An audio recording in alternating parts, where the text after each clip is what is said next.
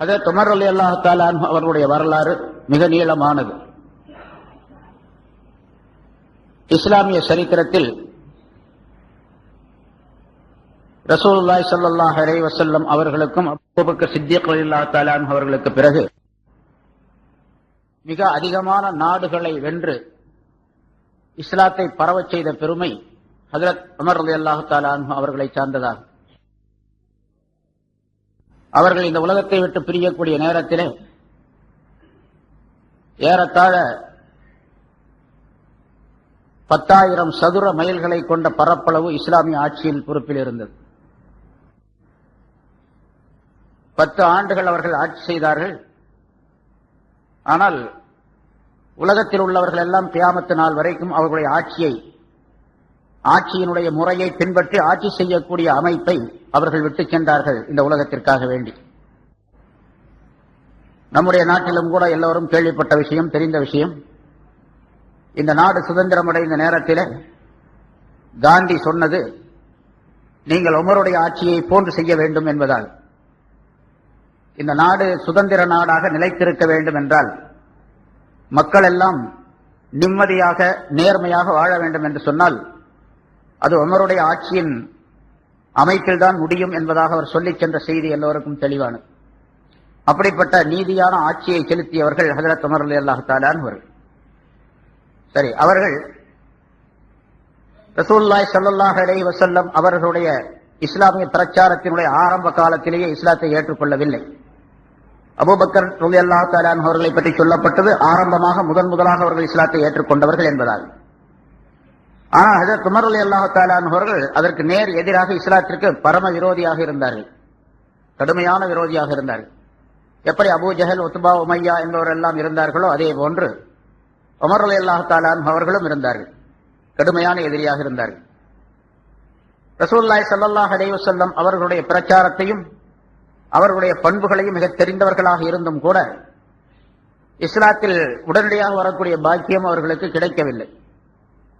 இந்த நிகழ்ச்சி எல்லோருக்கும் தெரிந்துதான், சாதாரணமாக எல்லா காலங்களிலும் எல்லோராலும் சொல்லப்படக்கூடிய விஷயம். ஹிஜ்ரி 6வது ஆண்டு, ரசூலுல்லாஹி ஸல்லல்லாஹு அலைஹி வஸல்லம் அவர்களுக்கு நபிப்பட்டம் அருளப்பட்ட 6வது ஆண்டு, நுபுவத் அருளப்பட்ட 6வது வருஷத்திலே இந்த 6 வருஷமாக பலவிதமான முயற்சிகள் செய்தார்கள் இஸ்லாத்தை ஒழிப்பதற்காக வேண்டி. அந்த குஃபார்கள் பலவிதமான பிரயத்தனம் எடுத்துக்கொண்டார்கள், எல்லாவற்றிலும் தோல்வியை அடைந்தார்கள். கடைசியாக அபூ ஜஹல் ஒரு கூட்டத்தை கூட்டினான். எப்படியாவது இந்த முஹம்மதை தீர்த்து கட்டிவிட வேண்டும், இஸ்லாத்தை ஒழித்து விட வேண்டும் என்பதற்காக வேண்டி ஒரு பெரிய ஏற்பாடு செய்யப்பட்டது. அதிலே மிகப்பெரிய பரிசு அறிவிக்கப்பட்டது. யார் முஹம்மது ஸல்லல்லாஹு அலைஹி வஸல்லம் அவர்களை அவருடைய தலையை கொண்டு வருகின்றார்களோ அவர்களுக்கு இவ்வளவு பரிசு என்பதாக ஒரு வீராவேசமான ஒரு சொற்பொழிவு நிகழ்த்தினான் அபூ ஜஹல்.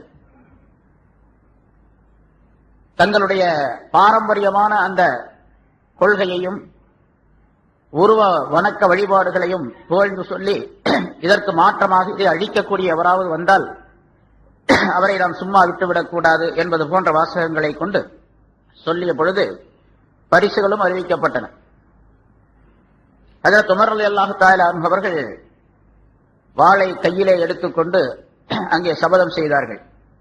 எல்லோருமே அந்த சபையிலே அமைதியாக இருந்த நேரத்திலே உமர் ரலியல்லாஹு தஆலா அன்ஹு அவர்கள், நான் அவரை கொண்டு வருகின்றேன், தலையை கொண்டு வருகின்றேன் என்பதாக சொல்லி எழுந்தார். நீர் அதற்கு பொருத்தமானவர் தான் என்பதாக சொல்லி வாழ்த்து கூறி அனுப்பி வைத்தார்கள்.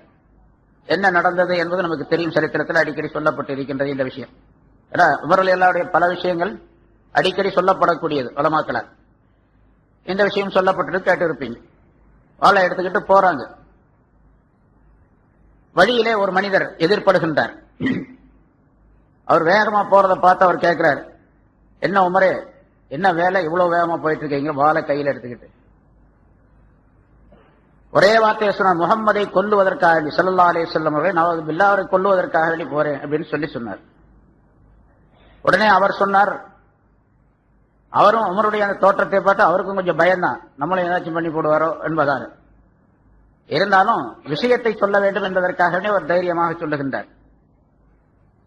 அவருடைய பெயர் நவீம் அல்லது நுஐம் என்பது அவருடைய பெயர், எதிர்ப்பட்டவருடைய பெயர்.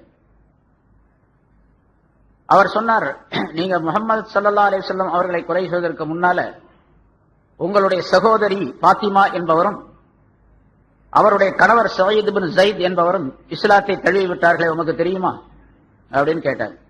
இவருக்கு இன்னும் கொஞ்சம் கோபம் வந்துருச்சு. இப்ப ரசூலுல்லாஹி ஸல்லல்லாஹு அலைஹி வஸல்லம் அவர்களை தேடி சென்ற அவர் உடனடியாக தன்னுடைய தங்கையினுடைய வீட்டை, சகோதரியுடைய வீட்டை நோக்கி செல்லுகின்றார். அங்க போன வீட்டு கதவு சாத்தி இருக்குது. உள்ள ஏதோ சத்தம் கேட்குது. சில வாசகங்களை உச்சரிக்கக்கூடிய சத்தம் கேட்கின்றது. கதவை வேகமா தட்டுறார். தட்டனவுடனே உள்ள இருந்த சகோதரி புரிஞ்சுக்கிட்டாங்க, இது உமருடைய தட்டுதல் அப்படின்னு சொல்லிட்டு. உமருடைய தட்டுதல் நம்ம தனியா இருக்கும் போல் இருக்குது. அவருடைய தட்டே தனியா இருக்கும். உடனே அது ஓதி அந்த ரெண்டு பேருக்கும், பாத்திமாவுக்கும் அவருடைய கணவருக்கும் குர்ஆனை ஓதி கொடுத்து கொண்டிருந்தார் ஒரு சஹாபி. அவருக்கு பெயர் ஹப்பாப் இப்னுல் அரத் என்பதாக அவருடைய பெயர். மிகச்சிறந்த மிகப்பெரிய சஹாபி. ஆரம்ப காலத்தில் இஸ்லாத்தை ஏற்றவர் ஹப்பாப் ரலியல்லாஹு தஆலா அன்ஹு அவர்கள் குர்ஆனை ஓதி கொடுத்து கொண்டிருந்தார்கள். குர்ஆன் சொன்னா இப்ப இருக்கிற மாதிரி குர்ஆன் அப்படி பைண்ட் கட்டி இல்ல, சும்மா ஒரு பேப்பர். அப்ப என்ன வந்ததோ அந்த சூறாவை ஒரு சூறாவை சொல்லி கொடுத்துட்டு இருந்தாங்க. அது சூரத்து தாஹா என்பதாக சொல்லப்பட்டு இருக்கின்றது. தாஹா மா அன்ஸல்னா அலைக்கல் குர்ஆன் லிதஷ்கா என்று இன்னைக்கு தராவியிலும் கூட அது சூறா ஓதப்பட்டது. இவர் கதவை தட்டின உடனே திறந்தாங்க. அதுக்குள்ள அவர் என்ன பண்ணார், ஓதி கொடுத்தாரு அஜிர்த்து ஹப்பாப் ரலியல்லாஹு தஆலா. அவர் போய் ஒளிஞ்சுக்கிட்டார். இவர் வந்து ஆபத்து அப்படின்னு சொல்லிட்டு போய் ஒளிஞ்சிட்டார். இவர் உள்ள நுழைஞ்சார். நீங்க ரெண்டு பேரும் யார் இங்க சத்தம் கேட்டுச்சு, என்ன சத்தம் கேட்டுச்சு? ஒண்ணும் இல்லை அப்படின்னாங்க. இவங்க அதுக்குள்ள அந்த புறா ஓதி கொடுத்துட்டு இருந்தா அந்த எழுதப்பட்ட அந்த தாளோ அல்லது தோல் துண்டோ ஏதோ ஒண்ணு அதை எடுத்து மறைச்சு வச்சுட்டாங்க. யாரோ சத்தம் கேட்டுச்சு, என்னமோ செஞ்சுட்டு இருக்கிறீங்க அப்படின்னு சொல்லி சொன்னாங்க. நீங்க ரெண்டு பேரும் இஸ்லாத்தை ஏற்றுக்கொண்டதாக நான் கேள்விப்பட்டேன், உண்மையா அப்படின்னு கேட்டேன். அது சகோதரி சொன்னாங்க, ஆமா உண்மைதான். உங்களுடைய மிரட்டலுக்கோ அல்லது உங்களுடைய தாக்குதலுக்கோ நாங்க பயந்து நாங்க ஒழிக்க வேண்டிய அவசியம் இல்லை, நான் இஸ்லாத்தை ஏற்றுக்கொண்டோம் என்பதாக ரெண்டு பேரும் ஒட்டுமொத்தமாக சொன்னார். அதுல முதலாவதாக அவருடைய கணவர், பாத்திமாவுடைய கணவர் சொன்னார், உமர் ரலியல்லாஹுடைய மச்சான் சொல்றார், ஆம் நாம் ஏற்றுக்கொண்டோம் என்பதாக தைரியமாக சொன்னார். உடனே விட்டாரு ஒரு அறை. வால்ல கையில வச்சிருந்தாரு, திருப்பி வச்சுட்டு வால்ல அடிச்சார். அடிச்ச உடனே மண்டையில அடிபட்டு ரத்தம் பீறிட்டு வந்துச்சு.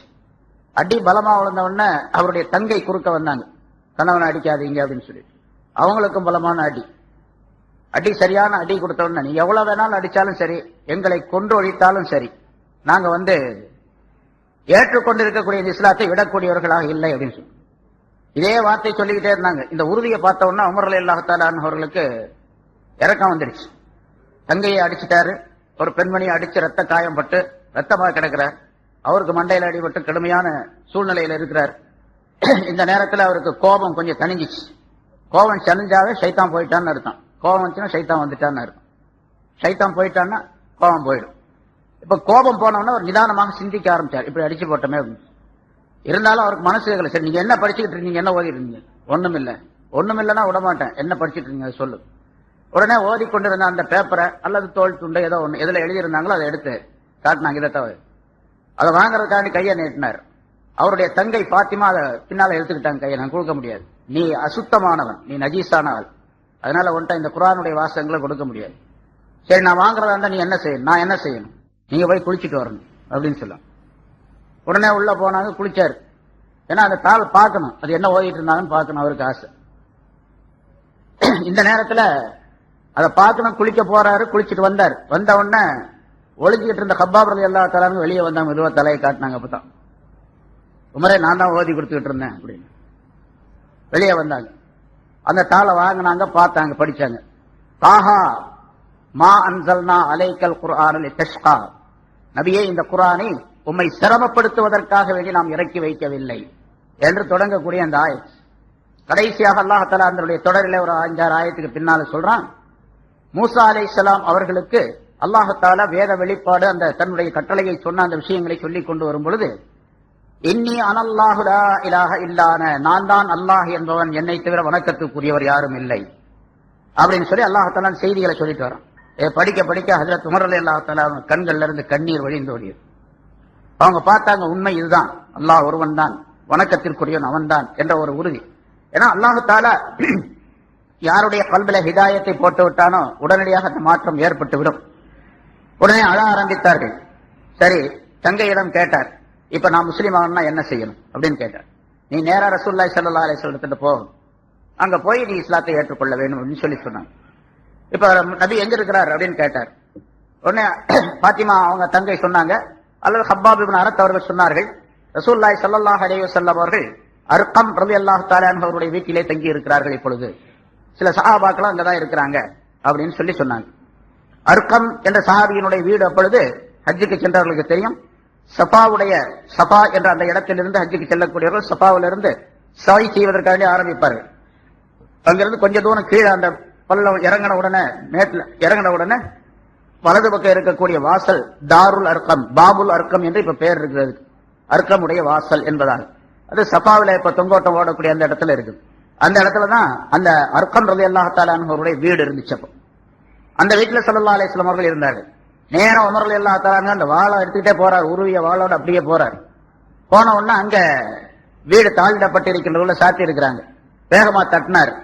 தட்டின உடனே உள்ள இருக்கக்கூடிய சஹாபாக்களே சொன்னாங்க, உமர் தட்டுறாரு அப்படின்னு சொல்லி சொன்னாங்க. உமர் வெளியே தட்டுறாரு. ஹஜ்ரத் உமர் ரலியல்லாஹு தஆலா அன்ஹு அவர்கள் இஸ்லாத்தை அந்த அன்னைக்கு வருவதற்கு ஒரு 3 நாளைக்கு முதல்ல தான் ஹஜ்ரத் ஹம்சா ரலியல்லாஹு தஆலா அன்ஹு அவர்கள் இஸ்லாத்தை ஏற்றுக்கொண்டார்கள். ஹம்சா ரலியல்லாஹு தஆலா அன்ஹு ஸல்லல்லாஹு அலைஹி வஸல்லம் அவருடைய சிறிய தந்தை. 3 நாளைக்கு முதல்ல தான் அவர் இஸ்லாத்துக்கு வந்திருக்கிறார். அரபு நாட்டிலே மக்காவிலே ஹஜ்ரத் உமரும் ஹம்சாவும் ஒரே தரத்தில் உள்ளவர்கள். அவங்களுடைய வீரத்துல 2 பேரும் ஒரே மாதிரி உள்ளவங்க. அதனால ஹஜ்ரத் உமர் ஹம்சா ரலியல்லாஹு தஆலா அன்ஹு அவர்கள் சொன்னார்கள், இவங்க எல்லாம் பயப்படுறாங்க, உள்ள இருக்கக்கூடிய சஹாபாக்கள் பலர் ஆண்கள் பெண்கள்லாம் இருக்கிறாங்க, பயப்படுறாங்க, உமர் வந்துட்டார், என்ன நடக்க போதோ தெரியலையே அப்படின்னு சொல்லிட்டு.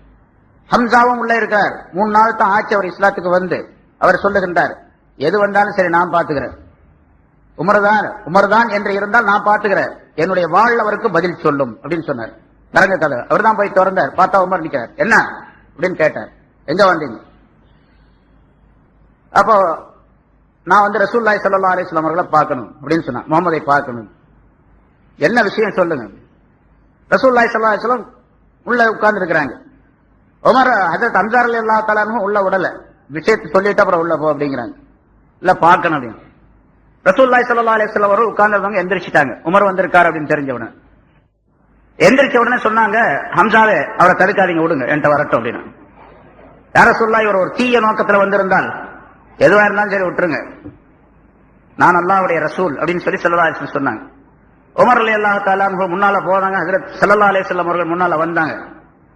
உமரை பார்த்தவர் உமருக்கு அருகில வந்த உடனே ரசூலுல்லாஹி ஸல்லல்லாஹு அலைஹி வஸல்லம் உமருடைய சட்டையை 2 கையிலே பிடிச்சு அப்படி ஒரு உழுக்குனாங்க.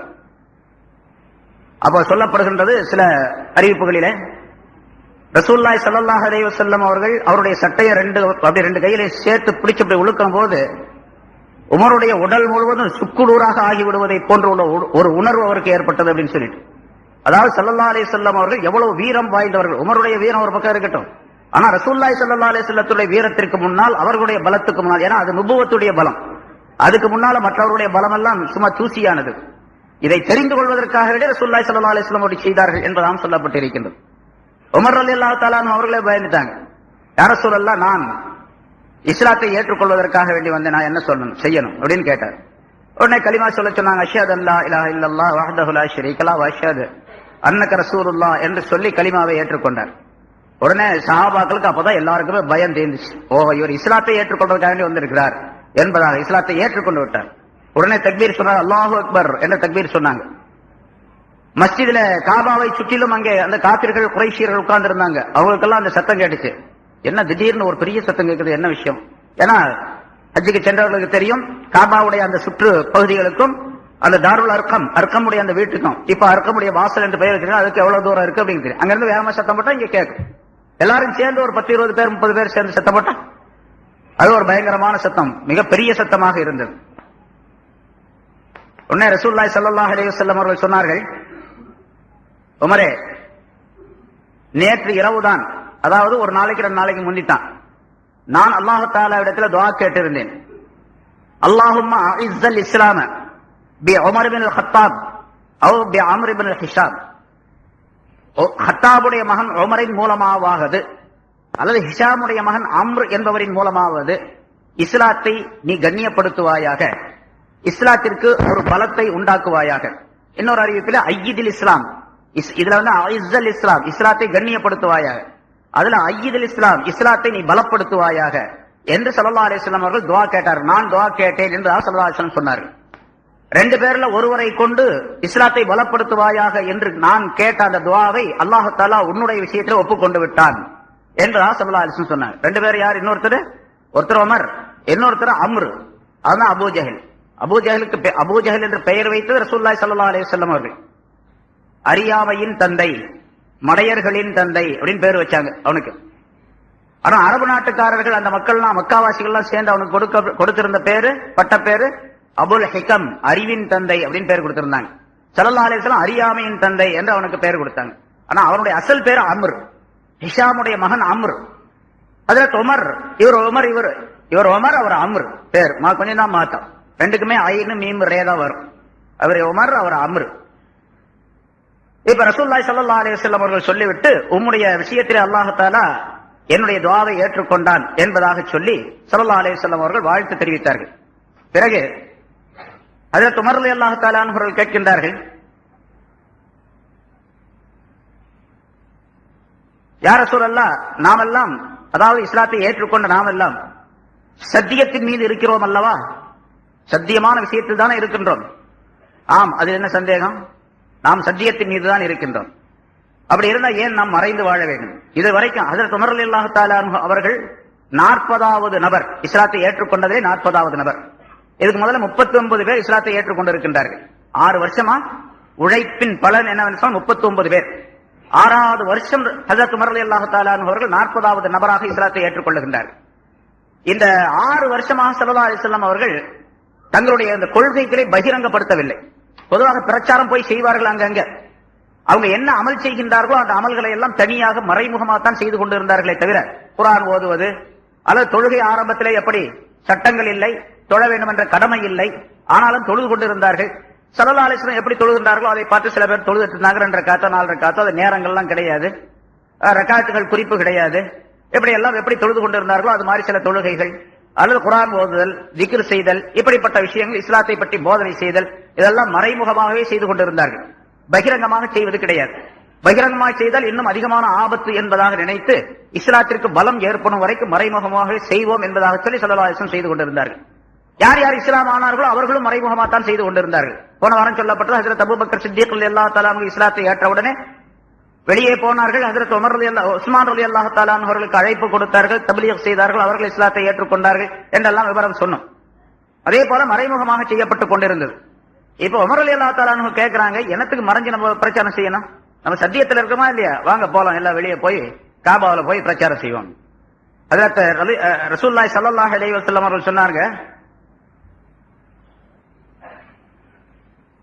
ஸல்லல்லாஹு அலைஹி வஸல்லம் அவர்கள் உமர் ரலியல்லாஹு தஆலா அவர்களுக்கு பதில் ஒன்றும் சொல்லல. உமர் ரலியல்லாஹு தஆலா திரும்ப திரும்ப அந்த விஷயத்தை வற்புறுத்தியதன் காரணமாக சரி புறப்படுவோம் என்பதாக சொன்னார்கள். இருக்கக்கூடிய சஹாபாக்கள் எல்லாம் 2 ஜமாஅத்தாக பிரிந்து, ஒரு ஜமாஅத்துக்கு ஹம்ஸா ரலியல்லாஹு தஆலா அவர்கள் தலைமை, அமீர் சாப், இன்னொரு ஜமாஅத்துக்கு உமர் ரலியல்லாஹு தஆலாவுடைய தலைமை. இந்த 2 ஜமாஅத்தாக நேராக காபாவுக்கு போனாங்க. அங்க குறைஷிகள் எல்லாம் உட்கார்ந்து இருந்தாங்க. ஹஜ்ரத் உமர் ரலியல்லாஹு தஆலா அவர்கள் சப்தமிட்டு சொன்னார்கள். அவங்களுடைய கையில ஒரு ஆயுதம் வைத்திருந்தார்கள். குறைஷியர்கள் இருந்தார்கள். அவர்களுக்கு மத்தியிலே போய் பிரச்சாரம் செய்தார்கள். இஸ்லாம் சத்தியமான மார்க்கம், அல்லாஹ் ஒருவன் தான் வணக்கத்திற்குரியவன், உங்களுடைய தெய்வங்கள் எல்லாம் பொய்யானவை, தெய்வங்கள் எல்லாம் வணங்கப்படக்கூடியவை அல்ல, அல்லாஹ் தான் வணங்கப்படக்கூடியவன் என்பதாக சொல்லி இந்த பிரச்சாரத்தை பகிரங்கமாக சொன்னார்கள். யாராவது இதுக்கு மறுப்பு தெரிவித்தால், நான் சொல்லுகின்ற பிரச்சாரத்தை தடுக்கக்கூடியவர்களாக இருந்தால் என்பதாக சொன்ன உடனே எல்லாம் அந்த குறைஷியர்கள் எல்லாம் பயந்தார்கள். அபூ ஜஹல் உட்பட யாரும் முன்னால வரல, யாரும் எதிர்ப்பும் தெரிவிக்கவில்லை, எந்த விதமான மறுப்பும் சொல்லவில்லை. பிறகு அந்த கொஞ்ச நேரம் அந்த பிரச்சாரத்தை முடித்துவிட்டு பிறகு திரும்பி விட்டார்கள். அந்த நேரத்தில் தான் ரசூலுல்லாஹி ஸல்லல்லாஹு அலைஹி வஸல்லம் அவர்கள் அல் ஃபாரூக் என்பதாக அவர்களுக்கு பெயர் வைத்தார்கள். உமருல் ஃபாரூக் என்பதாக அவருக்கு, ஃபாரூக் என்பது சிறப்பு பெயராக அவர்களுக்கு சொல்லப்பட்டிருக்கின்றது. அதாவது சத்தியத்தையும் அசத்தியத்தையும் பிரித்து காட்டக்கூடியவர். இஸ்லாத்தை ஏற்றுக்கொண்டவுடனே சத்தியம் என்னது அசத்தியம் என்னது என்பதை பகிரங்கமாக உலகுக்கு சொல்லி காட்டியவர் ஹஜ்ரத் உமர் ரலியல்லாஹு தஆலா அவர்கள். அவருக்கு ஃபாரூக் என்பதாக பெயரிடப்பட்டது என்பதாக. இதே போன்று அந்த ஃபாரூக் என்ற பெயர் கொடுக்கப்பட்டதற்கு பல காரணங்கள், பல சம்பவங்கள் சொல்லப்பட்டிருக்கின்றன. ரசூலுல்லாஹி ஸல்லல்லாஹு அலைஹி வஸல்லம் அவர்கள் முதலாவதாக அந்த பெயரை வைத்தார்கள். ஒரு தடவை பின்னால நடந்த நிகழ்ச்சி, இது மதீனாவில் நடந்த நிகழ்ச்சி. ஒரு முனாஃபிக்கான மனிதரும் ஒரு யூத மனிதர் ரெண்டு பேரும் அவங்களுக்குள்ள ஒரு பிரச்சனை, ரெண்டு பேரும் தர்க்கம் செய்து கொண்டார்கள். அந்த பிரச்சனையை தீர்ப்பதற்காக வேண்டி இந்த ரெண்டு பேரும் சேர்ந்து, முனாஃபிக்கான ஒரு மனிதனும் ஒரு யூத மனிதன் ரெண்டு பேரும், யூதன் சொன்னான், நம்ம ரெண்டு பேருக்கு மத்தியில் உள்ள இந்த வழக்கை விசாரித்து தீர்ப்பு செய்ய வேண்டும் என்று சொன்னால் அதற்கு தகுதியானவர் முகமது தான் ஸல்லல்லாஹு அலைஹி வஸல்லம், வாங்க போலாம், அவங்கள்ட்ட போய் கேட்போம் அப்படின்னு சொல்லிட்டு அந்த யூதன் சொன்னான். முனாஃபிக்கு அவன் முஸ்லீம் போல வேஷம் போட்டுக்கிட்டு இருக்கிறவன், அவன் சொன்னா, இல்ல இல்ல நம்ம வந்து காபு இப்னு அஷ்ரஃப்ட்ட போவோம், யூதனுடைய தலைவன் ஒருத்தன், யூதர்களுக்கு தலைவனாக இருந்தவன். யூதன் சொல்லுகின்றான் முகமதுட்ட போவோம், ரசூலுல்லாஹ்ட்ட போவோம் அப்படின்னு சொல்லிட்டு. முனாஃபிக்கு சொன்னா யூத தலைவன்ட்ட போவோம் இந்த விசாரணைக்காக வேண்டி அப்படின்னு சொல்லி சொன்னான். இல்ல இல்ல நான் வர முடியாது அப்படின்ட்டார் யூதன். சரி, நிர்பந்தமாக அந்த முனாஃபிக்கும் சேர்ந்து ரசூலுல்லாஹி ஸல்லல்லாஹு அலைஹி வஸல்லம் அவர்களிடத்துல போய் தங்களுடைய கேஸ் சொன்னாங்க, விவகாரத்தை சொன்னாங்க. ரசூலுல்லாஹி ஸல்லல்லாஹு அலைஹி வஸல்லம் விசாரணை செய்து யூதனுக்கு சாதகமாக பதில் சொன்னாங்க. அது முனாஃபிக்குக்கு பாதகமாக இருக்குது. அந்த விஷயம் முனாஃபிக் மேல தவறு இருக்குது, யூதன் செய்ததுதான் சரி. ரசூலுல்லாஹி ஸல்லல்லாஹு அலைஹி வஸல்லம் யூதருக்கு சாதகமாக தீர்ப்பு செய்தார்கள். சரி, வெளியே வந்தாச்சு. இப்ப முன்னால ஸல்லல்லாஹு அலைஹி வஸல்லம் முன்னால எதிர்த்து பேச முடியல, ரெண்டு பேரும் வெளியே வந்துட்டாங்க. வந்த பிறகு முனாஃபிக் சொன்னா, இந்த தீர்ப்பு நான் ஒத்துக்க மாட்டேன் அப்படின்ட்டான். ஸல்லல்லாஹு அலைஹி வஸல்லம் சொன்ன தீர்ப்பை நான் ஒத்துக்கொள்ள முடியாது. நம்ம ரெண்டு பேரும் இன்னொன்னு செய்யலாம், உமர்ட்ட போ, அவர் என்ன சொன்னார்னு கேட்போம் அப்படின்னு சொன்னான். சரி, யூதன் சொன்னா, சரி அவர்கிட்டையும் போய் கேட்போமே வா அப்படின்னு சொல்லிட்டு ஹஜ்ரத் உமர் ரலியல்லாஹு தஆலா வீட்டுல இருந்தாங்க. போய் ரெண்டு பேரும் போய் கூப்பிட்டு இந்த விஷயத்தை சொன்னாங்க. இந்த மாதிரி எங்க ரெண்டு பேருக்கு மத்தியில ஒரு பிரச்சனை, அதை தீர்த்துக் கொள்வதற்காக வேண்டி ஸல்லல்லாஹு அலைஹி வஸல்லம் அவர்கிட்ட போனோம். ரசூலுல்லாஹி ஸல்லல்லாஹு அலைஹி வஸல்லம் இந்த யூதருக்கு சாதகமாக பதில் சொல்லிட்டாங்க அப்படின்னு சொன்னாங்க. நீங்க என்ன சொல்றீங்க அப்படின்னு சொல்லி உமர்கிட்ட ரெண்டு பேரும் இந்த முனாஃபிக்கு கேட்கணும். அப்போ உமர் ரலியல்லாஹு தஆலா ஒன்னும் சொல்லல, இந்த வர்றேன், இங்க நில்லுங்க, இந்த வர்றேன் அப்படின்னு சொல்லிட்டு வீட்டுக்குள்ள போனாங்க. வீட்டுக்குள்ள போனோம்னா வாள் எடுத்துட்டு வந்தாங்க கையில. முதல்ல சும்மா வந்தாங்க, பிறகு வாள் எடுத்துட்டு வந்தாங்க. வந்ததுதான் தாமதம், உடனே அந்த யூதனுடைய முனாஃபிக்குடைய கழுத்தை தனியா வெட்டினாங்க, கீழே விழுந்துருச்சு, ஆள் காலி. அதே நேரத்தில் யூதன்ட்ட சொன்னாங்க, ரசூல் அல்லாஹ்வுடைய தூதருடைய தீர்ப்பை ஏற்றுக்கொள்ளாதவருக்கு நான் செய்யக்கூடிய தீர்ப்பு இதுதான் அப்படின்னா. அந்த ஆள் ஏன் நிக்கிறான், ஓடியே போயிட்டான். யாரு? அந்த யூதன். அடுத்தாவில் நம்மள ஏதாச்சும் விசாரிச்சு நம்ம கழுத்து விழுந்துச்சுன்னா என்ன பண்றது, போயிட்டான். இந்த நேரத்தில் உடனடியாக ஹஜ்ரத் ஜிப்ரீல் அலைஹிஸ்ஸலாம் அவர்கள் வானுலகத்திலிருந்து இறங்கினார்கள். ஸல்லல்லாஹு அலைஹி வஸல்லம் அவர்கள் சொன்னார்கள், ஃபாரூக் என்று உமருக்கு பெயரிடப்பட்டு இருக்கின்றது வானுலகத்திலே அப்படின்னு சொன்னாங்க. மலக்குகளுக்கு மத்தியில் அவருக்கு பேரு ஃபாரூக், சத்தியத்தையும் அசத்தியத்தையும் பிரித்து காட்டக்கூடியவர் என்று பெயரிடப்பட்டிருக்கின்றது என்பதாக சொன்னார். உங்களுக்கு ஃபாரூக் ஏன் பேர் வச்சாங்க அப்படின்னு கேட்டதுக்கு இந்த விளக்கங்களை எல்லாம் அவர்கள் சொல்லி காட்டுகின்றார்கள். அதே மாதிரி தான் கியாமத்து நாளிலையும் கூட ஒரு ஹதீஸ்ல ஒரு சம்பவத்தை ஸல்லல்லாஹு அலைஹி வஸல்லம் அவர்கள் சொல்லுகின்றார்கள், மனிதர்கள் முதலாவதாக அபூபக்கர் சித்திக் ரலியல்லாஹு தஆலா அன்ஹு அழைக்கப்படுவார்கள் கியாமத்து நாள். அதற்கு அடுத்ததாக இப்படி கூப்பிடப்படும், அழைக்கப்படும், ஐனல் ஃபாரூக் உமர், ஃபாரூக் ஆகிய உமர் எங்கே இருக்கின்றார் அப்படின்னு கேட்கப்படும். அப்ப அங்க ஃபாரூக்ங்கிற பேர் அந்த கியாமத்து நாள்ல அல்லாஹ் தஆலா பல கோடிக்கணக்கான மக்களுக்கு மத்தியில கூப்பிடக்கூடிய நேரத்திலும் கூட ஃபாரூக் என்ற பெயரை சொல்லி கூப்பிடுவான் என்பதாக ரசூலுல்லாஹி ஸல்லல்லாஹு அலைஹி வஸல்லம் அவர்கள் சொல்லுகின்றார்கள். ஆக உமர் ரலியல்லாஹு தஆலா அவர்கள் இஸ்லாத்தை ஏற்றுக்கொண்டவுடனே இஸ்லாத்துக்கு ஒரு பெரிய பலம் வந்துவிட்டது. அதுக்கு பிறகுதான் பகிரங்கமாக பிரச்சாரம் செய்ய ஆரம்பித்தார்கள். இருந்தாலும் கடுமையான எதிர்ப்பு இருந்தது. சரி, இது நீண்ட சம்பவம் அது. ஏன்னா இப்ப நான் போன வாரம் சொல்லியபடி உமர் ரலியல்லாஹு தஆலா அவர்கள் சரித்திரத்தை சொல்றதா இருந்தா ஒவ்வொரு சஹாபி, இப்ப நம்ம குறிப்பிட்ட அந்த 4 சஹாபாக்களுடைய சரித்திரத்தை சொல்லுவதா இருந்தாலும் பல மாசங்கள் ஆகும், பல நாள்கள் அல்ல, பல மாசம் சொல்லணும். அவ்வளவு பெரிய நீண்ட வரலாறு உள்ளது. பலவிதமான படிப்பினைகள் இந்த உலக மக்களுக்கு ஏற்பட்டு இருக்கின்றன. அதன் மூலமாக ஸல்லல்லாஹு அலைஹி வஸல்லம் அவர்கள் அதனை புகழ்ந்து சொல்லி இருக்கின்றார்கள். இப்ப உமர் ரலியல்லாஹு தஆலா அவர்கள் இஸ்லாத்தை ஏற்றுக்கொண்டவுடனே ஒரு பலம் ஏற்பட்டது. அல்லாஹ் தஆலா குர்ஆனிலே ஒரு ஆயத்தையும் அது சம்பந்தமாக அந்த நேரத்தில் இறக்கி வைத்தான். இதுவரைக்கும் நீங்க எல்லாம் பயந்துகிட்டே இருந்தீங்க, இனிமேல் உங்களுக்கு நபியே அல்லாஹ் எப்படி பாதுகாப்பாளனாக இருக்கின்றானோ அதே போன்று இந்த மூமினானவர்களும் உங்களுக்கு பாதுகாப்பு. இனிமேல் முதல் நான் மட்டும்தான் பாதுகாப்பாளனாக இருந்தேன், இப்ப இந்த மூமினானவர்களும் உங்களுக்கு பாதுகாப்புக்குரியவர்களாக ஆக்கப்பட்டு விட்டார்கள். அதாவது உமர் ரலியல்லாஹு தஆலா போன்ற வீரர்கள் இருப்பதின் காரணமாக பாதுகாப்பு ஏற்பட்டு விட்டது என்று அல்லாஹ் தஆலா சொல்லக்கூடிய முகமாக, யா அய்யுஹன் நபியு ஹஸ்புக்கல்லாஹ், நபியே உங்களுக்கு அல்லாஹ் போதுமானவன், வமனித்தபஅக மினல் முஃமினீன், மூமின்களில் யார் உம்மை பின்பற்றினார்களோ அவர்களும் உங்களுக்கு போதுமானவர்கள். இந்த ஆயத்துக்கு 2 விதமா அர்த்தம் செய்யலாம். யா அய்யுஹன் நபியு, நபியே, ஹஸ்புக்கல்லாஹ், அல்லாஹ் உங்களுக்கு போதுமானவன், வமன், இன்னும் சிலருக்கும் அல்லாஹ் போதுமானவன், இத்தபஅக மினல் முஃமினீன், மூமின்களிலிருந்து யார் உங்களை பின்பற்றினார் அவர்களுக்கும் அல்லாஹ் போதுமானவன். அப்ப அல்லாஹ் போதுமானவன் அப்படின்னு சொன்னா உங்களுக்கும் போதுமானவன், மூமின்களுக்கும் அல்லாஹ் போதுமானவன். இதுதான் வெளிப்படையான அர்த்தம். இன்னொரு அர்த்தம் என்னன்னு கேட்டா, யா அய்யுஹன் நபி, இப்ப முதல்ல சொன்னது நபியே, அல்லாஹ் உமக்கு போதுமானவன், மூமீன்களும் உமக்கு போதுமானவர்கள், உம்மை பின்பற்றிய மூமீன்களும் உங்களுக்கு போதுமானவர்கள், உங்களை பாதுகாக்கிறதுக்கு நான் மட்டும் இல்ல மூமீன்களும் இருக்கின்றார்கள் என்று அல்லாஹ் தஆலா சொல்லுகின்றார். இது உமர் ரலியல்லாஹு தஆலா அவர்களை குறித்து சொன்னது என்பதாக குறிப்பிடப்பட்டிருக்கின்றது. ஆக உமர் ரலியல்லாஹு தஆலா அவர்களுக்கு அல்லாஹ் தஆலாவிடத்தில் ஒரு தனி சிறப்பு இருந்தது. இஸ்லாத்தை ஏற்றுக்கொண்ட நேரத்திலே அல்லாஹ் தஆலா அவர்கள் சார்பாக இந்த ஆயத்தை இறக்கி வைக்கின்றான் என்று சொன்னால் அல்லாஹ்விடத்திலே உமர் ரலியல்லாஹுடைய மதிப்பு எவ்வளவு இருக்கும் என்பதை நாம் தெரிந்து கொள்ள வேண்டும். சரி, இப்படி 6வது வருஷத்துல இஸ்லாத்தை ஏற்றுக்கொண்ட பின்னால கொஞ்சம் கொஞ்சமாக இருந்த இஸ்லாம் வளர்ந்து கொண்டு வந்தது. இருந்தாலும் எதிர்ப்பு பலமாக இருந்தது. ரசூலுல்லாஹி ஸல்லல்லாஹு அலைஹி வஸல்லம் அவர்கள் ஹிஜ்ரத் போயிட்டாங்க. அபூபக்கர் சித்திக் அவர்களோடு போன வாரம் சொல்லப்பட்டது. அதற்கு பிறகு முஸ்லிம்கள் மறைமுகமாக யாருக்கு தெரியாம இரவு நேரத்தில் அல்லது வெளியூருக்கு போற மாதிரி அங்கிருந்து ஹிஜ்ரத் மதீனாவுக்கு போய் சேர்ந்து கொண்டே இருந்தாங்க. ஒவ்வொருத்தரா யாரும் பகிரங்கமாக போக முடியவில்லை.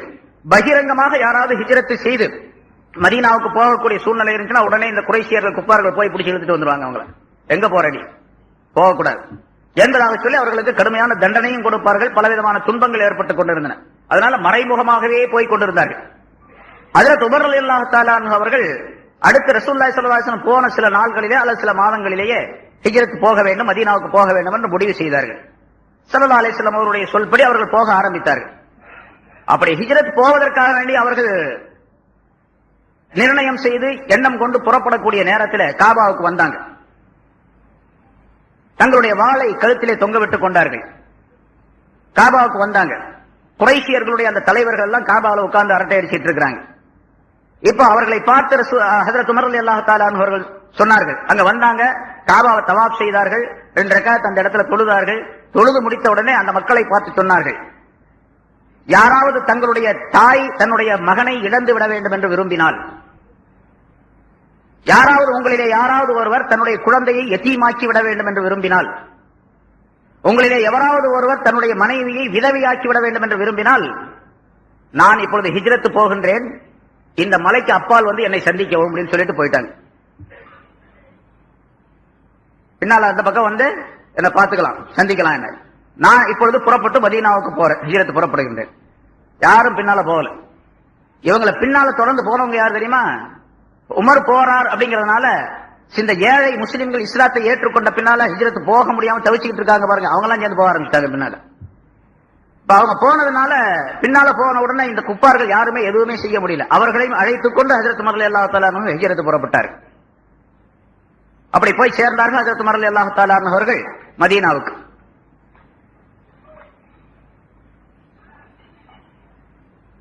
மதீனாவுக்கு போன பிறகு ரசூலுல்லாஹி ஸல்லல்லாஹு அலைஹி வஸல்லம் அவர்களுடைய வாழ்க்கையில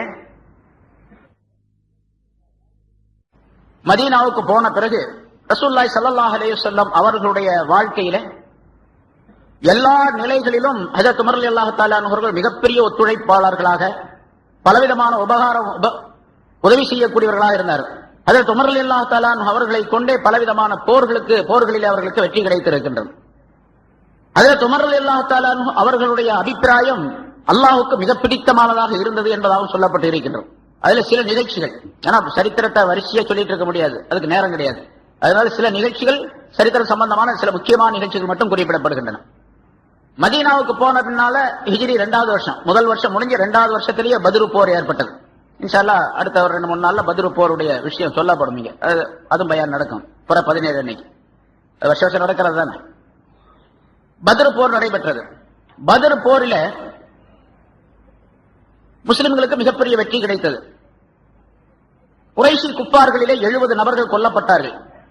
70 நபர்கள் கைது செய்யப்பட்டார்கள். கொல்லப்பட்டவர்களை எல்லாம் ரசூலுல்லாஹி ஸல்லல்லாஹு அலைஹி வஸல்லம் அவர்கள் அங்கே பதிலே இருந்த ஒரு பாழடைந்த கிணற்றுக்குள்ளே போட்டார்கள். கைது செய்தவர்களை என்ன செய்வது? அவர்களை விட்டு விடுவதா அல்லது கொலை செய்து விடுவதா? அவர்களுக்கு என்ன தண்டனை கொடுப்பது என்பது பற்றி ஸல்லல்லாஹு அலைஹி வஸல்லம் அவர்கள் சஹாபாக்களிடத்தில் ஆலோசனை செய்கின்றார்கள். ஏன்னா அல்லாஹ் தஆலா முதல்ல உத்தரவு போட்டுருக்கார், ஷாவிருஹும் ஃபில் அம்ர், நபியே எந்த காரியத்தை செஞ்சாலும் நீங்க அல்லாஹ்வுடைய ரசூல் அப்படிங்கறதுக்காக உங்க இஷ்டத்துக்கு செஞ்சுக்க கூடாது. சஹாபாக்கள் இருக்கிறாங்க, அவங்கள்ட்ட ஆலோசனை செஞ்சுக்கணும், மஷ்வரா செய்யணும். மஷ்வரா செய்யாம நீங்க செய்யக்கூடாது அப்படின்னு சொல்லி அல்லாஹ் தஆலா சொல்றோம். குர்ஆன்ல ஒரு இடத்துல அல்லாஹ் தஆலா குறிப்பிடுகின்றார். சூரத்து நிசாவில். அதனால மஷ்வரா செய்ய வேண்டும் என்பது ஸல்லல்லாஹு அலைஹி வஸல்லம் அவருடைய ஆசை. சரி, முதல்ல ஹஜ்ரத் அபூபக்கர் சித்திக் ரலியல்லாஹு தஆலா அன்ஹு அவர்களிடத்தில் ஆலோசனை கேட்டார்கள். என்ன செய்யலாம் இந்த கைதிகளை, 70 பேர் இருக்காங்க, என்ன செய்யலாம்? ஹஜ்ரத் அபூபக்கர் சித்திக் ரலியல்லாஹு தஆலா அன்ஹு அவர்கள் சொன்னார்கள், என்ன இருந்தாலும் யார சொல்லலாம், இவங்கெல்லாம் உங்களுடைய கூட்டத்தை சேர்ந்தவர்கள், உங்களுடைய உறவினர்கள் பலர் இருக்கிறாங்க. ஸல்லல்லாஹு அலைஹி வஸல்லத்துடைய பெரிய தந்தை ஹஜ்ரத் அப்பாஸ் ரலியல்லாஹு தஆலா அன்ஹு அவர்களும் கூட அந்த கைதியில ஒருத்தர் இருக்கிறாருங்க. அப்ப இஸ்லாத்தை அவர் ஏற்றுக்கொள்ளவில்லை, அதுக்கு பின்னால ஏற்றுக்கொள்றார். இப்ப அந்த கைதிகள்ல ஸல்லல்லாஹு அலைஹி வஸல்லத்துடைய தந்தையுடைய சகோதரர் இருக்கிறார். அதனால உங்களுடைய கூட்டம் குடும்பத்தை சேர்ந்தவர்கள் இவர்கள் எல்லாம், என்னுடைய அபிப்பிராயம் என்னவென்று சொன்னால், இவங்கள்ட்ட ஏதாச்சும் நஷ்ட ஈடு வாங்கிட்டு இவங்களை விட்டுறலாம் அப்படின்னு சொல்லி சொன்னாங்க. ஏன்னு கேட்டா, இந்த இவர்களை விட்டு விட்டால் இவர்களுக்கு ஒரு இரக்கம் வரும். இவ்வளவு பெரிய கடுமையான நிலையில் நம்ம எல்லாம் கொலை செய்யாம விட்டுட்டாரு அப்படின்னு சொல்லிட்டு அல்லாஹ் தஆலா இவர்களுக்கு ஹிதாயத்து காட்டக்கூடும். அப்படி ஹிதாயத் காட்டப்பட்டு விட்டால், இவர்கள் முஸ்லிம்களாக ஆகிவிட்டால் நமக்கு வலு உள்ளவர்களாக ஆகிவிடுவார்கள், நம்முடைய படைக்கு வலு சேர்க்கக்கூடியவர்களாக ஆகிவிடுவார்கள். ஆகவே அவர்கள் விட்டுறது நல்லது, பிதியா வாங்கிட்டு, அதாவது நஷ்ட ஈடு வாங்கிட்டு விட்டுறணும் அப்படின்னு சொல்லி சொன்னாங்க. சரி உமரே, உங்களுடைய விஷயம் என்னன்னு கேட்டாங்க. நீங்க என்ன அபிப்பிராயம்? அல்லாஹ்வின் சத்தியமாக ஒரு ஆளும் கூட விடக்கூடாது. அவர் சொன்னது அல்லாஹ் லா வல்லாஹி, அல்லாஹ்வின் சத்தியமாக ஒரு ஆளும் கூட விடக்கூடாது. ஏன்னா எல்லாரையும் ஆளை காலி பண்ணிடணும், 70 பேரையும் காலி பண்ணிடணும். அது அவரை கொலை பண்ணுவது, அந்த கைதிகளை கொலை செய்வது எப்படி செய்ய வேண்டும் என்று சொன்னால், என்னுடைய உறவினர்கள் யாராவது இருந்தா அந்த ஆளை என்கிட்ட கொடுக்க, நான் தான் அந்த ஆளை வெட்டணும். அப்பாஸ் இருக்கிறார், இந்த கைதிகள் அப்பாஸ் இருக்கார், ஸல்லல்லாஹு அலைஹி வஸல்லத்துடைய சிறிய தந்தை இருக்கார். இன்னொரு சிறிய தந்தை ஹம்சா, உமருக்கு 3 நாளைக்கு முன்னால இஸ்லாமானார், அவர் நம்மள்ட்ட இருக்கிறாரு. அப்பாஸை கொலை செய்வதற்காக ஹம்சாட்ட கொடுக்கணும் அப்படின்னு சொன்னாங்க. இப்படி சொன்னாங்க, ஹம்சா இடத்துல அப்பாஸ் ஒப்படைக்கப்பட வேண்டும். ஹம்சா ரலியல்லாஹு தஆலா அன்ஹு அப்பாஸை வெட்டணும். அதே மாதிரி அலி ரலியல்லாஹு தஆலா சகோதரர் அகீல் அல்லது ஒகைல் என்பவர் அந்த தரப்புல இருக்கார், எதிரிகள் இருக்கார். அலி இங்க இருக்கிறார், அவரை கொண்டு வந்து அலிட்ட ஒப்படைக்கணும். அவர் தான் அலியை வெட்டணும், அலி வந்து அவரை வெட்டணும். இது மாதிரி யார் யார் உறவினர்களாக சொந்தக்காரர்களாக இருக்கிறார்களோ அவர்களிடத்தில் ஒப்படைத்து அவர்களை வெட்ட செய்ய வேண்டும் அப்படின்னு சொல்லி சொன்னா, ஒரு ஆளையும் கூட விடக்கூடாது. இவங்க இருந்தாங்க அப்படின்னு சொன்னா இவங்களுக்கு பின்னால வர்றவங்க கூட இதே மாதிரி இருப்பாங்களே தவிர அவர்கள் திருந்தக்கூடியவர்களாக இருக்க முடியாது அப்படின்னு சொல்லி, இஸ்லாத்துக்கு எதிரிகளாகத்தான் இருப்பார்கள், இஸ்லாத்திற்கு நண்பர்களாக இருக்க முடியாது என்பதாக சொன்னார். ரசூலுல்லாஹி ஸல்லல்லாஹு அலைஹி வஸல்லம் சிரித்துக் கொண்டே சொன்னார்கள், அபூபக்கரே, உமக்கு உதாரணம் எப்படி என்று சொன்னால், நபி இப்ராஹிம் அலைஹிஸ்ஸலாம் அவர்களை போன்றும் நபி ஈசா அலைஹிஸ்ஸலாம் அவர்களை போன்றும் உங்களுக்கு உதாரணம். இப்ராஹிம் அலைஹிஸ்ஸலாம் அவர்கள் சொல்லுகின்றார்கள், அல்லாஹ் தஆலா குர்ஆன்ல ஒரு வாசகத்தை சொல்லி வசனத்தை சொல்லி காட்டுகின்றான்.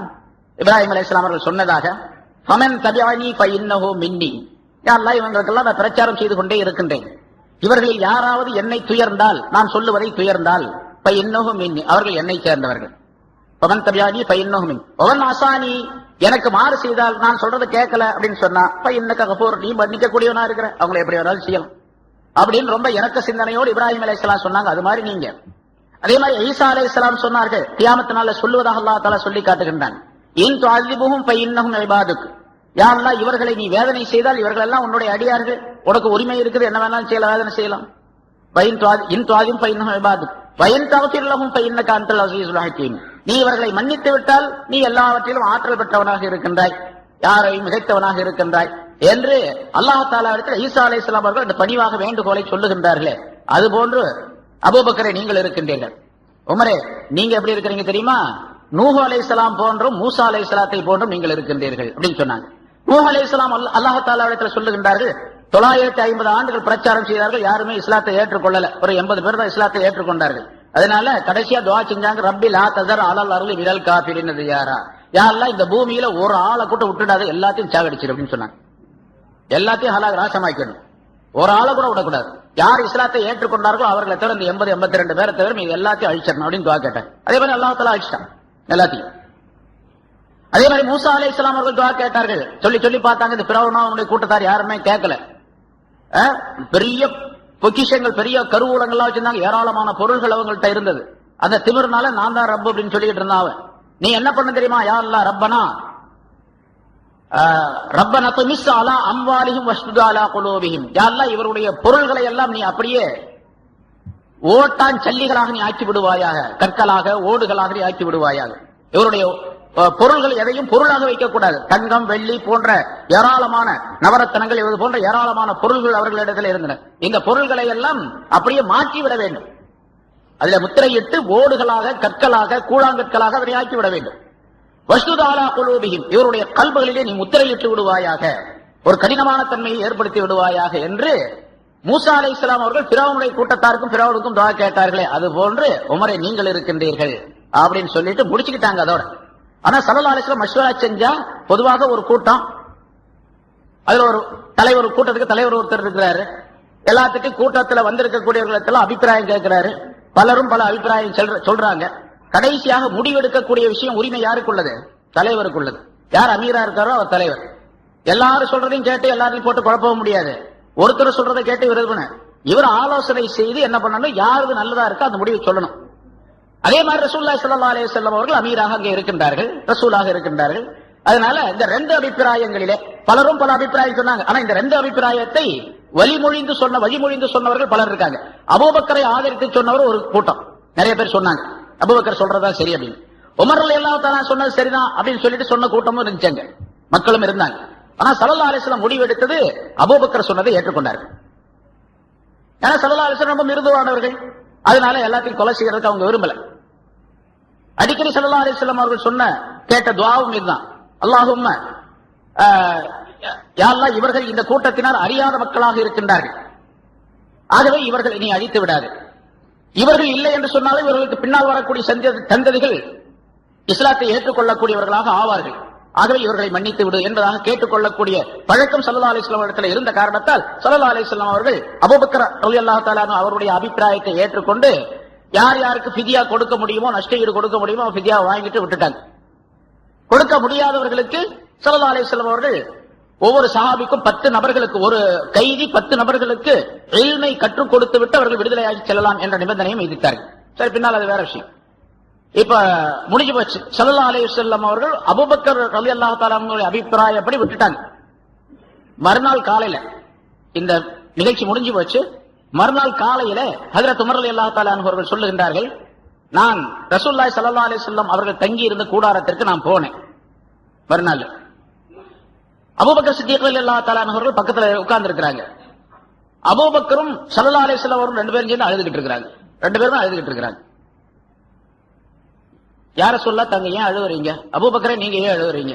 அழுதுகிட்டே இருக்கிறாங்க, ஒன்னும் சொல்லல. நீங்க ரெண்டு பேரும் என்ன காரணத்துக்காக நீ அழுகிறீங்க அப்படின்னு சொன்னா நானும் சேர்ந்து அழுவுனேன் அப்படின்னு சொன்னாங்க. என்னத்துக்கு அழுகிறீங்கன்னு சொன்னா நானும் அழுவுறேன் அப்படின்னா. ஹஜ்ரத் ரசூலுல்லாஹி ஸல்லல்லாஹு அலைஹி வஸல்லம் அவர்கள் சொன்னார்கள், அல்லாஹ் தஆலா எனக்கு இந்த ஆயத்தை இறக்கி வைத்தான். லவ்லா கிதாபும் மினல்லாஹி சபக லமஸ்ஸகும் ஃபீமா அகஸ்தும் அதாபுன் அதீம் என்ற இந்த ஆயத்தை, அதாவது முன்னால உள்ள விஷயம் என்னவென்று சொன்னால், நீங்க உமர் ரலியல்லாஹு தஆலா அவருடைய அபிப்பிராயம் இருக்கின்றதே, அதுதான் அல்லாஹ்வுடைய அபிப்பிராயம். எல்லாத்தையும் காலி பண்ணுங்கிறது அல்லாஹ்வுடைய அபிப்பிராயம். ஆனா அல்லாஹ் தஆலா இதுக்கு முன்னதாகவே லவ்ஹுல் மஹ்ஃபூல் ஆரம்ப காலத்திலேயே அந்த தக்தீரிலே எழுதி விட்டான், இந்த மாதிரி ஒரு நிகழ்ச்சி ஏற்படும் என்று எழுதி முடிச்சிட்டான். அல்லாஹ் என்ன சொல்றான், லவ்லா கிதாபும் மினல்லாஹ், அல்லாஹ்விடத்திலிருந்து ஒரு கிதாப், ஒரு வேதம், அந்த வேத விதி என்பது ஏற்பட்டிருக்கவில்லை என்றால், வேதத்தினுடைய அந்த விதிப்பு ஏற்பட்டிருக்கவில்லை என்று சொன்னால், லவ்லா கிதாப் மினல்லாஹி சபக, அதாவது முன்னால் நிகழ்ந்துவிட்ட அந்த வேத விதி ஏற்பட்டிருக்கவில்லை என்று சொன்னால், லமஸ்ஸகும் ஃபீமா அகஸ்தும், நீங்கள் எடுத்த அந்த ஃபிதியாவின் காரணமாக, நஷ்டஈட்டின் காரணமாக மகத்தான தண்டனை உங்களுக்கு ஏற்பட்டிருக்கும் என்று அல்லாஹ் தஆலா சொல்லிட்டான். அதனால அபூபக்கர் சித்திக் ரலியல்லாஹு தஆலா அவருடைய அபிப்பிராயத்தின்படி நீங்கள் செஞ்சது முன்னால ஏற்படுத்தப்பட்ட ஒரு விதி, அதனால உங்களை ஒண்ணும் செய்ய முடியல, இப்ப நான் அதுதான் சரி அப்படின்னு விட்டுட்டேன். இல்லன்னு சொன்னா என்னுடைய அபிப்பிராயம் இதுதான், உமர் சொன்ன அபிப்பிராயம் தான் என்னுடைய அபிப்பிராயம் என்று அல்லாஹ் தஆலா இந்த ஆயத்துல சொன்னா, இப்ப அந்த மாதிரி ஏற்பட்டுச்சுன்னா என்ன ஆகும் கதி எங்களுக்கெல்லாம் அப்படின்னு நினைச்சு அழுதுகிட்டு இருக்கிறோம் என்று சொல்லி ரசூலுல்லாஹி ஸல்லல்லாஹு அலைஹி வஸல்லம் சொன்னார்கள் உமர் ரலியல்லாஹு தஆலா அவர்களிடத்திலே என்பதாக சொல்லப்பட்டு இருக்கிறது. உமர் ரலியல்லாஹு தஆலாவுடைய அபிப்பிராயம் எவ்வளவு வலுவானது, அல்லாஹ் தஆலா எவ்வளவு பிரியப்படுகின்றான் அப்படிங்கிறதுக்காக இந்த உதாரணம் இங்கே சொல்லப்பட்டு இருக்கிறது. இதே போல பல இடங்கள்ல, ஒன்றல்ல இரண்டல்ல, பல இடங்கள்ல ஹஜ்ரத் உமர் ரலியல்லாஹு தஆலாவுடைய அபிப்பிராயத்தை புகழ்ந்து அல்லாஹ் தஆலா சொல்லி காட்டுகின்றான். அதே போல ஹுதைபியா உடன்படிக்கையிலே ஹிஜ்ரி 6வது வருஷம் ஸல்லல்லாஹு அலைஹி வஸல்லம் அவர்களும் கிட்டத்தட்ட ஒரு 24,000 சஹாபாக்கள் இதுக்கு வர்றாங்க, உம்ரா செய்வதற்காக வர்றாங்க. ஹஜ்ரத் உமர் ரலியல்லாஹு, அபூபக்கர் போன்ற, உஸ்மான், அலி போன்றவர்கள் அது கூட இருக்கிறாங்க, எல்லாருமே வர்றாங்க. ஸல்லல்லாஹு அலைஹி வஸல்லம் அவர்கள் உம்ரா செய்ய வேண்டும் என்பதற்காக வேண்டி வருகின்றார்கள், சண்டைக்காக வேண்டி வரல. உம்ராவுக்கு வந்த சஹாபாக்கள் ஸல்லல்லாஹு அலைஹி வஸல்லம் அவர்களும் சஹாபாக்களும் மக்காவுக்கு அருகிலே உள்ள ஹுதைபியா என்ற ஒரு இடத்துல வந்து தங்கிக்கிட்டு மக்காவாசிகளுக்கு செய்தியை சொல்லி அனுப்புறாங்க. இந்த மாதிரி நாங்க உம்ரா செய்வதற்காக வேண்டி வந்திருக்கிறோம், உம்ரா செய்துட்டு நாங்க போயிடுவோம், சண்டைக்காக வேண்டி வரல என்றதாக சொல்லி அனுப்புறாங்க. சொல்லி அனுப்பின உடனே அவங்க அதை ஒத்துக்கல. கடைசியாக தூதுக்குழு அனுப்பப்படுகின்றது. அதற்கு உமர் ரலியல்லாஹு தஆலா அன்ஹு அவர்களை கூப்பிட்டு ஸல்லல்லாஹு அலைஹி வஸல்லம் அவர்கள் சொல்லுகின்றார்கள், மக்காவாசிகள்கிட்ட போய் நீங்க போய் பேசிட்டு வாங்க, நம்ம போய் உம்ரா செய்யறதுக்காக வந்திருக்கிறோமே தவிர சண்டைக்காக வேண்டி வரலன்னு சொல்லிட்டு வாங்க என்பதாக சொல்லி உமர் ரலியல்லாஹு தஆலா சொன்ன உடனே அதற்கு உமர் ரலியல்லாஹு தஆலா அன்ஹு ரசூலுல்லாஹி ஸல்லல்லாஹு அலைஹி வஸல்லம் அவர்கள் சொன்ன அந்த அபிப்பிராயத்தை அவருடைய கட்டளையை மீறி சொல்லுகின்றார்கள். எங்கே யா ரசூலல்லாஹ், எனக்கு ரொம்ப நெருக்கமானவர்கள் இப்ப மக்காவுல யாரும் கிடையாது, நான் போன தனிமையால தான் போகணும். அப்படி போகும்போது அவர்களின் மூலமாக எனக்கு ஏதாவது ஆபத்துகள் ஏற்படக்கூடும், அல்லது என் மூலமாக அவர்களுக்கு ஆபத்து ஏற்படக்கூடும், பிரச்சனைகள் வரும். அதனால அதற்கு உஸ்மான் ரலியல்லாஹு தஆலா அவர்கள் இங்க இருக்கிறாங்க, அவருக்கு சொந்தக்காரங்க நிறைய அங்க இருக்கிறாங்க மக்காவில். அவர் கொஞ்சம் கண்ணியமான குடும்பத்து உள்ளவர், அவர் கொஞ்சம் வசதி படைத்தவரும் கூட. அவரை அனுப்புனீங்கன்னு சொன்னா அவர் போய் அந்த குறைஷி தலைவர்கள்ட்ட பேசிட்டு வர்றதுக்கு ஒரு நல்ல வாய்ப்பு ஏற்படும் அப்படின்னு சொல்லி ஸல்லல்லாஹு அலைஹி வஸல்லம் அவர்களிடத்தில் அபிப்பிராயம் சொன்னாங்க. அது நல்லதுதான் அப்படின்னு ரசூலுல்லாஹ் ஏற்றுக்கொண்டாங்க. உமருடைய அபிப்பிராயத்தை ஏற்றுக்கொண்டார்கள். இங்கும் உமர் ரலியல்லாஹு தஆலாவுடைய அபிப்பிராயத்தை ஸல்லல்லாஹு அலைஹி வஸல்லம் ஏற்றுக்கொள்ளுகின்றார்கள் அந்த இடத்துல. சரி போனா அதே மாதிரி உஸ்மான் ரலியல்லாஹு தஆலா அனுப்புனாங்க, பேசினாங்க, எதுவுமே நடைபெறல. கடைசியாக உம்ரா செய்யாம திரும்பி போயிடணும் அப்படிங்கிற நிபந்தனை ஏற்பட்டு போச்சு. நீங்க யாரும் உள்ள வரக்கூடாது, இந்த வருஷம் வரக்கூடாது, போயிட்டு மதீனாவுக்கு போயிட்டு அடுத்த வருஷம் வேணா உம்ராவுக்காக வேண்டி வாங்க. வரும்போது பாதுகாப்புக்காக வேண்டி ஒரே ஒரு வாள் மட்டும் வச்சுக்கலாம், ஒரு ஆயுதம் மட்டும் வச்சுக்கலாமே தவிர போருக்காக வேண்டிய உள்ள சாதனங்கள்லாம் கொண்டு வரக்கூடாது அப்படிங்கிறது நீண்ட விபரம். அது மாதிரி ஒரு ஒப்பந்தம் ஏற்பட்டுச்சு. ஒப்பந்தத்தை பத்தியும் பல பயான்கள் நீங்க கேள்விப்பட்டிருப்பீங்க. அந்த ஒப்பந்தப்படி ஒப்பந்தம் எழுதப்படுகின்றது. இது முஸ்லிம்களுக்கு பாதகமாகவே இருக்கின்றது அந்த ஒப்பந்தம். அதாவது மக்காவிலிருந்து யாராவது இஸ்லாத்தை ஏற்றுக்கொண்டு மதீனாவுக்கு வந்தால் அவர்களை திருப்பி மக்காவுக்கு அனுப்பிவிட வேண்டும். மக்காவிலிருந்து யாராவது முஸ்லிம்கள் மதீனாவிலிருந்து முஸ்லிம்கள் யாராவது மக்காவுக்கு வந்து விட்டால் அவர்களை நாங்கள் திருப்ப அனுப்ப மாட்டோம். ஒருதலைபட்சமான தீர்ப்பில் இது இந்த மாதிரி சொல்லி அதில் எழுதப்பட்டது. இப்படி பல விஷயங்கள். இது அந்த குப்பார்களுக்கு சாதகமாகத்தான் இருந்ததே தவிர அவர்களுக்கு பாதகமாக, அதாவது முஸ்லிம்களுக்கு பாதகமாக இருந்ததே தவிர அது லாபமுடையதாக அந்த ஒப்பந்தம் இல்லை. கடைசியிலையும் கூட ஆரம்பத்திலேயே அந்த லெட்டர் எழுதும் போதே முகமது அல்லாஹ்வுடைய தூதர் முகமது எழுதி கொண்டது அப்படின்னு சொல்லி எழுதப்பட்ட போது இதை நாங்க ஒத்துக்க மாட்டோம் அப்படின்னாங்க. பின்ன எப்படி எழுதுனா முகமது பின் அப்துல்லா எழுதுங்க, அப்துல்லாவுடைய மகன் முகமது. அதே மாதிரி கையெழுத்து போடும் போதும் கூட முகமது ரசூலுல்லாஹ் போடப்பட்டது, அதை அழிக்க சொல்லிட்டாங்க. இதெல்லாம் உமர் ரலியல்லாஹு தஆலா அவர்களுக்கு பெரிய மனவேதனையா இருந்தது. ரசூலுல்லாஹி ஸல்லல்லாஹு அலைஹி வஸல்லம் அவர்களிடத்துல போய் கேட்டாங்க, யா ரசூலல்லாஹ், நம்மெல்லாம் வந்து சத்தியத்தின் மீது இருக்கின்றோம் அல்லவா? ஆமா, அதுல என்ன சந்தேகம்? நம்ம எல்லாம் சத்தியத்தின் மீது தான் இருக்கின்றோம். அப்படி இருக்கும்போது நீங்க ஏன் ரொம்ப தாழ்ந்து போறதுக்கு காரணம் என்ன? அவங்களுக்கு அடங்கி போறணும்னு என்ன அவசியம் இருக்கு? அவங்க சொல்றதெல்லாம் கேட்டு ஒப்பந்தம் எழுதணும் என்ன அவசியம் இருக்குது அப்படின்னு உமர் ரலியல்லாஹு தஆலா கேட்டாங்க. ரசூலுல்லாஹி ஸல்லல்லாஹு அலைஹி வஸல்லம் அவர்கள் சொன்னாங்க, கத்தாபுடைய மகனே, இன்னி ரசூலுல்லாஹ் ஸல்லல்லாஹு அலைஹி வஸல்லம் சொன்ன வார்த்தை, நான் அல்லாஹ்வுடைய தூதன். வலைன் யுலையுனி அல்லாஹு அபதா, நான் அல்லாஹ்வுடைய தூதன், அல்லாஹ் என்னை வீணாக்க மாட்டான், எப்பொழுதுமே வீணாக்க மாட்டான் அப்படின்னு சொன்னாலும் அவர் ஒன்னும் பதில் சொல்ல முடியல, போயிட்டார். உமர் வெளியே போனாரு. போய் அபூபக்கர் சித்திக் ரலியல்லாஹு தஆலா அவர்கிட்ட வந்தார். வந்து இதே வார்த்தையை கேட்டார். நாம் சத்தியத்தின் மீது இருக்கின்றோம் அல்லவா? ஆமா, அதுல என்ன சந்தேகம்? நாம போரிட்டால் சொர்க்கத்துக்கு போவோமா இல்லையா? இறந்துட்டா? ஆமா. அவங்க போரிட்டு இறந்து போயிட்டாங்கன்னா நரகத்துக்கு போவாங்களா? போவாங்க. அப்படி இருக்கும்போது நம்ம ஏன் தாழ்ந்து போகணும் அப்படின்னு சொல்லி இதே சலவாசத்தை கேட்ட அதே வாசகத்தை அபூபக்கர் சித்திக் ரலியல்லாஹு தஆலா அவர்களிடத்திலும் கேட்டார். அபூபக்கர் சித்திக் ரலியல்லாஹு தஆலா அவர்களும் ஸல்லல்லாஹு அலைஹி வஸல்லம் என்ன சொன்னாங்களோ அதையே சொல்றாங்க தெரியும். ஆனா ரெண்டு பேருக்கு அவங்க வேற இடத்துல இருக்காங்க, இவங்க வேற இடத்துல உட்கார்ந்து இருக்காங்க. இப்போ அபூபக்கர் சித்திக் ரலியல்லாஹு தஆலா அவங்க சொல்லுகின்றார்கள், உமரே, முஹம்மது ஸல்லல்லாஹு அலைஹி வஸல்லம் அல்லாஹ் தஆலாவுடைய தூதர், அல்லாஹ் தஆலா அவர்களை எந்த காலத்திலும் வீணாக்கவே மாட்டான் அப்படின்னு சொன்னாங்க. அவங்க சொன்னது ரசூலுல்லாஹ் சொன்னது இவர் சொன்னது ஒண்ணா இருக்குது. அப்புறம் ஒண்ணுமே அபிப்பிராயம் சொல்லல, போயிட்டார். எது சொல்லப்படுகின்றது சொன்னா உமர் ரலியல்லாஹு தஆலா அவர்கள் சத்தியத்தின் மீது இருக்கின்றார்கள் அப்படிங்கறதை தெளிவுபடுத்தி இருக்கின்றார்கள். அங்கே ஸல்லல்லாஹு அலைஹி வஸல்லம் அவர்களும் தெளிவுபடுத்துறாங்க, உண்மைதான், நீங்க சத்தியத்தில் நம்ம சத்தியத்தில் தான் இருக்கிறோம் என்பதாக சொல்லியது. அப்ப ரசூலுல்லாஹி ஸல்லல்லாஹு அலைஹி வஸல்லம் அவர்களிடத்தில் இந்த துணிச்சல் கொண்டு பேசக்கூடிய ஒரு ஆற்றல் இருக்கின்றது. அது உமர் ரலியல்லாஹு தஆலா அவர்களுக்கு மட்டும்தான். வேற யார் ரசூலுல்லாஹ் இப்படி பேசினதே கிடையாது. இருந்தாலும் இப்படி துணிச்சலாக ரசூலுல்லாஹி ஸல்லல்லாஹு அலைஹி வஸல்லம் அவர்களிடத்தில் நாம் பேசிவிட்டோமே, அவர்களுடைய அந்த மரியாதையை மீறி பேசிவிட்டோமே என்ற கவலை எனக்கு இருந்து கொண்டே இருந்தது. உமர் சொல்லுகின்றார், எனக்கு கவலை இருந்து கொண்டே இருந்தது. இப்படி ரசூலுல்லாஹ் போய் இப்படி எல்லாம் கேட்டோமே, நம்ம அது எவ்வளவு பெரிய குற்றம் பேசினது என்பதாக நினைத்து நினைத்து நான் கவலைப்படுவேன். அப்படி எனக்கு நினைவுக்கு வரும் நேரம் எல்லாம் கடைசி வரைக்கும், அவர் மௌத்தாகிற வரைக்கும் சொல்றார், மௌத்தாகின்ற வரைக்கும் அப்படி நினைவு வரக்கூடிய நேரத்தில் எல்லாம் அந்த குற்றத்தை நீக்கிக் கொள்வதற்காக நான் சதகா செய்வேன், நான் தொழுவேன், யாராவது அடிமைகளை வாங்கி உரிமை விடுவேன், யாரெல்லாம் என்ன அந்த குற்றத்தை மன்னிச்சு ரசூலாட்ட மீறி பேசிட்டேன் என்று ஹஜ்ரத் உமர் ரலியல்லாஹு தஆலா அவர்கள் கவலைப்பட்டு அடிக்கடி இந்த மாதிரி நிகழ்ச்சிகளை செய்வார்கள்.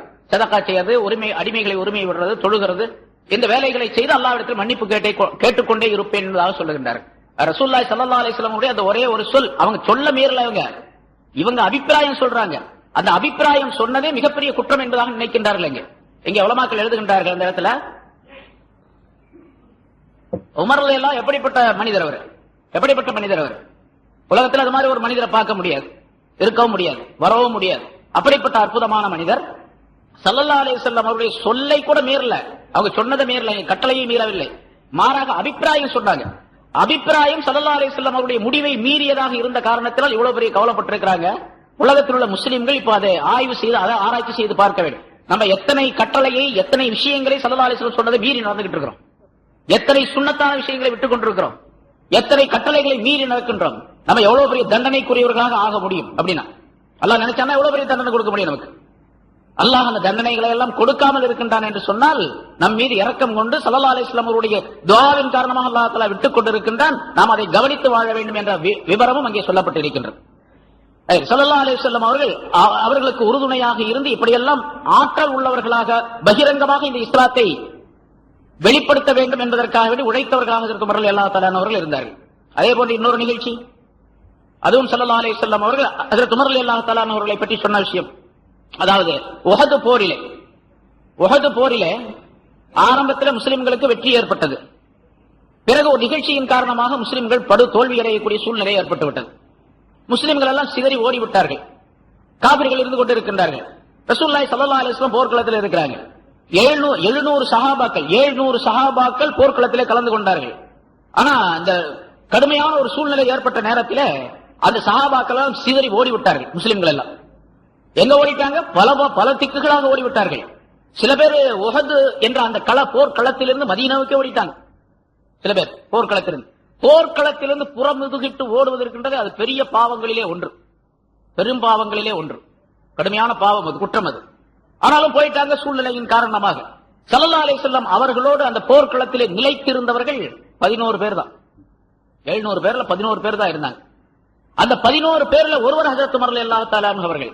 உமர் ரலியல்லாஹு தஆலா அன்ஹு அவர்கள் ரசூலுல்லாஹி ஸல்லல்லாஹு அலைஹி வஸல்லம் அவர்களுக்கு பக்கபலமாக இருந்து கொண்டிருக்கின்றார்கள். இந்த நேரத்தில் ஷைத்தான் ஒரு சூழ்ச்சி செஞ்சா, முகமது இறந்து விட்டார், கொல்லப்பட்டு விட்டார் அப்படின்னு ஒரு செய்தியை பரப்பி விட்டுட்டான். ஷைத்தானுடைய சூழ்ச்சி அது, யாரோ ஒரு மனிதன் மூலமாக பரப்பப்பட்டு விட்டது. அப்ப எதிர்த்தரப்பிலே காபிர்களுடைய அணியில அந்த படையில அபூ சுஃபியான் இருக்கின்றார், அவர் தான் தலைவர். அப்ப ஏன்னா பத்ர் போர்லயே அபூ ஜஹல் கொல்லப்பட்டு விட்டான்.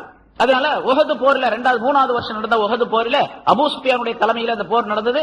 அபூ சுஃபியான் அந்த போர்க்களத்தில் இருந்து, அந்த எதிரிகளுடைய படையில் இருந்து சத்தம் போட்டு கேட்கிறார், அங்கே எங்களுடைய ஹுபல் என்ற தெய்வம் இருக்கின்ற, ஹுபல்ங்கிறது பெரிய தெய்வம் அவர்களிடத்துல, அந்த பெரிய தெய்வம் மிக உயர்ந்து விட்டது அப்படின்னு சொல்லி சத்தம் போட்டு சொல்றார். இப்ப தெய்வம் எங்களுடைய ஹுபல் உயர்ந்து விட்டது அப்படின்னு சொல்லும் போது உமர் ரலியல்லாஹு தஆலா அவர்கள் இங்கிருந்து ஸல்லல்லாஹு அலைஹி வஸல்லம் முதல்ல சொல்லி வச்சிருந்தாங்க, இந்த 11 பேர்ட்ட நீங்க யாரும் சத்தம் போடாதீங்க, ஏன்னா முகமது இறந்துட்டாருன்னு அவன் சொல்லிட்டு இருக்காங்க. அங்க இல்ல முகமது ஸல்லல்லாஹு அலைஹி வஸல்லம் இருக்கிறாங்க அப்படின்னு நீங்க யாரும் சொல்ல வேணாம், அவன் அப்படி நினைச்சிட்டு இருக்கிறது அப்படியே இருக்கட்டும், நீங்க யாரும் சத்தம் போட்டு அவன் சொல்றதுக்கு மறுப்பு சொல்ல வேண்டாம் அப்படின்னு சொல்லிட்டு இருந்தாங்க. இப்ப இந்த அபூ சுஃபியான் சொல்லுகின்றார், ஹுபல் உயர்ந்து விட்டது அப்படின்னு சொல்றாரு. இப்ப உமர் ரலியல்லாஹு தஆலா ஸல்லல்லாஹு அலைஹி வஸல்லம் கேக்குற, யார சொல்ல நான் பதில் சொல்லட்டுமா அப்படின்னு கேட்டாங்க. கொஞ்ச நேரம் யோசனை செஞ்சு ஸல்லல்லாஹு அலைஹி வஸல்லம் சொல்லு, என்ன சொல்லன்னு கேட்டாங்க. என்ன பதில் சொல்றது? அதனால் ஹுபல் உயர்ந்து விட்டது அப்படின்னு சத்தம் போடுறா, நாம என்ன சொல்றது? நீ சொல்லு, அல்லாஹு அலா வ ஜல், அல்லாஹ் உயர்ந்தவன், ரொம்ப உயர்ந்தவன் அப்படின்னு சொல்லு அப்படின்னு சொல்லு. இவங்க சத்தம் போட்டு உமர் ரலியல்லாஹு தஆலா சொன்னாங்க. உடனே இதை கேட்ட உடனே, இந்த சத்தம் அங்க கேட்ட உடனே அபூ சுஃபியான் திரும்ப சொன்னார், லனல் உஸ்ஸா லா உஸ்ஸாலக்கு, எங்களுக்கு உஸ்ஸா இருக்கின்றது.